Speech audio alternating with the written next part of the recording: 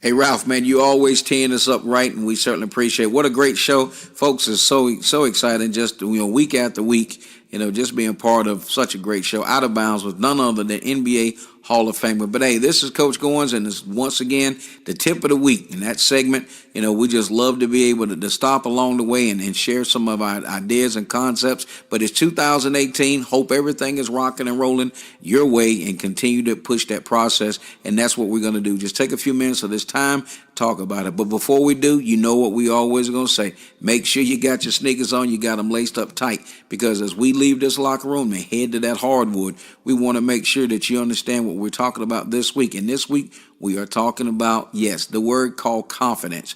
And that is so important. And so whatever you're dealing with, coaches and players, and also, anybody that's part of the basketball organization, you got to be able to understand the word confidence. So you go in, you do your preparation, you study your game film, and you've been at practice all week. So why aren't you confident heading into that ball game?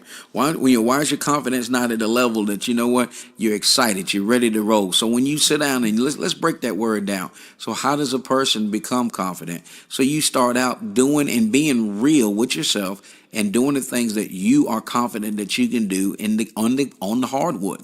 Think about it. If you are, if you got to work on free throws, then I guess what you got to do. Toe that line. Make sure you develop. If you're a 2 dribbler, you're a 3 dribbler. You shoot straight on, or you want to shoot with an angle. That's fine. But make sure that you have mastered that craft. So when you go to that line, and when you let that ball roll off your fingertips, and that 45-degree angle, and you're going to let it stay high, and you're going to get those, that arch on it. And then you're going to leave your follow through till the ball hits the deck, right? So in that whole entire process, you have to have confidence that, I can make this free throw because I've done my work and I've put my time in. So, not just in basketball, and just in the game of life, we have to be confident in anything that we do. A lot of times people really want to, shy away from public speaking, but how can we shy away from public speaking when it's something that we have to be able to do? We have to be able to articulate. As a player, think about it. You may, blossom by the time you're a senior. You may be recruited, or even if you're not even being recruited, you can have a great high school career. And there may be opportunities that you have to be interviewed by the local news, media, or whatever outlet it may be. But you have to have the confidence.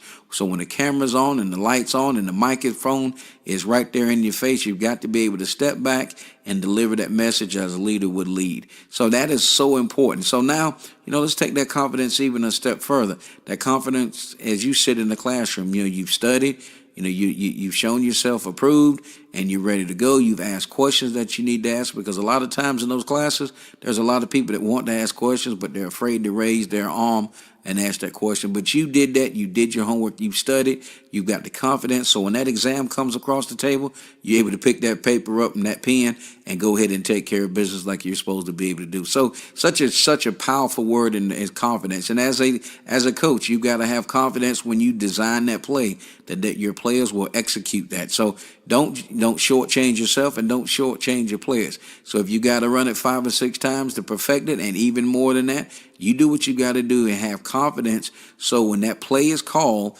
they'll be able to rock and roll. I confess to be the ultimate basketball guru, but what I do try to do is study to I have confidence. So when I'm working on player development and show a player a different move, that player understands why we're doing it, and then develops the confidence. So come game situation, they're not looking at Coach Goins, or not looking at the coach. They have worked that body, have worked that process, and put the time in. So when it comes time to make that play, they have the confidence that they can make that shot. And that's what it's all about. Because bottom line, no matter what, I think about Michael Jordan. He's missed over 9,000 shots in his career. 26 times he was asked to take the game-winning shot, and he missed. So there was nothing wrong with his confidence. People believed in him, and we don't have to finish this story, because I'm sure you know the rest of it. So, hey, listen, Coach Goins has got to get out here. I got to get this gym floor cleaned up and get ready to move on. So, listen, as we always say, make sure you take care of business, make sure you work hard and give back, and make sure you thank people that continue to pour in your life. And as we always say in closing, I'll see you in the gym.